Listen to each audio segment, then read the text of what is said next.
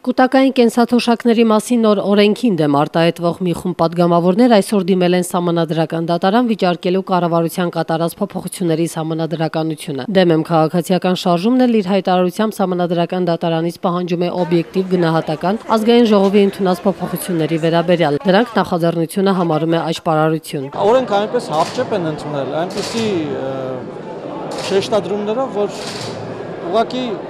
մեր համար զարմանալի է։ Հակոբ Արշակյանը այսօր մասնակցում էր 10-րդ հոբելյանական DigiTech տեխնոլոգիական ցուցահանդեսին եւ ներկայացնում ինժեներական աշխարհ տաղավարը։ Ինժեների համոզմամբ ոլորտի մասնագետներին ուղղակի պետք է հանգիստ թողնել, տարբեր օրենքներով չշեղել նրանց աշխատանքից, որպեսզի կարողանան նաեւ օգուտ բերել երկրին։ Բոլոր դեպքերում դեմ եմ շարժումը նա անօգուտ չի համարում։ Բավականին լուրջ խթաներ, որպեսզի մարդիկ հասկանային, որ իրենք ասելիք ունեն այս երկրում։ DigiTech-ի մասնակցում է 130 ընկերություն։ Ձեռնարկությունների ինկուբատոր հիմնադրամի տնօրեն Բագրատ Ենգիբարյանի համոզմամբ ցուցահանդեսը դարձել է ոլորտի մասնագետների համախմբման միջոցառում։ Շատ ուրախալի է տեսնել, թե ինչպես վերազգային կազմակերպությունները Հայաստանը դիտում են որպես լուծումների դաշտ, ոչ թե էժան աշխատուժի դաշտ։ Ինֆորմացիոն տեխնոլոգիաներն ու ինժեներական ոլորտը 20-ից 25% աճ է արձանագրել եւ այսօր ըստ նրա հիմնական խնդիրը աշխատուժի համալրումն է։ Ես իրականում խնդիր չեմ տեսնում Հայաստանից մեկնելը, դա իրականում դեռ չի դարել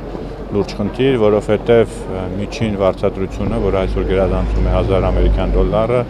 Միացյալ Նահանգներում համապատասխան կամ եվրոպական երկրներում նմանատիպ աշխատավարձ այդ մասնագետները, եթե նույնիսկ ստանան, ապա այն կյանքի կենսամակարդակը, որ մենք ունենք Հայաստանում, չենք ունենա նաև դրսում։ Պարոն Ենգիբարյանը եւս լուրջ ձեռքբերում է համարում դեմ եմ քաղաքացիական շարժումը, որը պայքարում է կուտակային կենսաթոշակների մասին օրենքի դեմ։ Ցանկացած օրենք, ցանկացած այսինքն որոշում կարող ունենալ շտկելու անհրաժեշտություն, եթե IT ոլորտը, այսինքն առողջ,